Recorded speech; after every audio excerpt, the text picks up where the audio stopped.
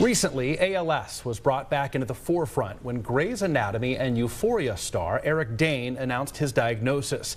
Now, he's not the first celebrity to have shared his struggle with ALS. Most notably, Stephen Hawking and baseball player Lou Gehrig, which is why ALS is often called Lou Gehrig's disease. Here to talk just about what the disease is and the symptoms to keep an eye out for is Dr. Michael Kentris with Mercy Health. Thank you for joining us. My pleasure. We appreciate it. So what is ALS and the symptoms that come with it? So ALS, as you said, a lot of people know it as Lou Gehrig's disease, amyotrophic lateral sclerosis. So it's a disorder that affects the muscles and the nerves that go to the muscles. So the main symptom that people notice, first of all, is weakness, specifically weakness without any associated pain or numbness. So that's really one of the red flags for us, is when it doesn't have those other accompanying symptoms. People may also notice like twitching in the muscles or cramps, things like that, but weakness is really the main thing that we look for. Now, Dane, who I just mentioned, is 52 years old. Is that the typical age, or is there a typical age for when people start to get ALS? Usually mid-50s to mid-70s, although you can see people from a couple decades earlier, a couple decades later, but typically 50s to 70s would be a standard age of onset. Is it generic, or is there something lifestyle that plays a role in this? So both. Genetic is what I mean. Yes. So there are some genetic types. However, those are a minority of people with ALS.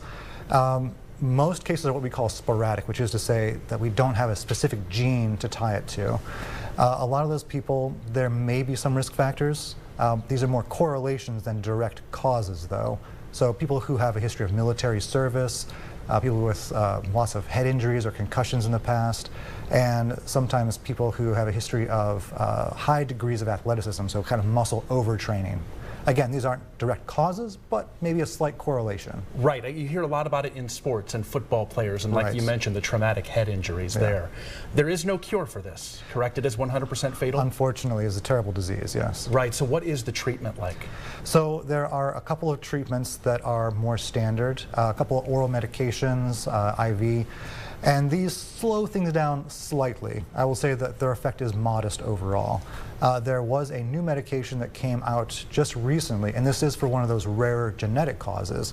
So there is a lot in neurology at large of movement towards gene therapies. So, and I know that a lot of people with ALS may be interested in doing research trials and things like that. And for that, we usually refer people to an ALS center, which will be like, say, at Cleveland Clinic or UPMC or one of these larger academic centers. Are there more aggressive forms of ALS, or is typically once you're diagnosed, there's a certain lifespan?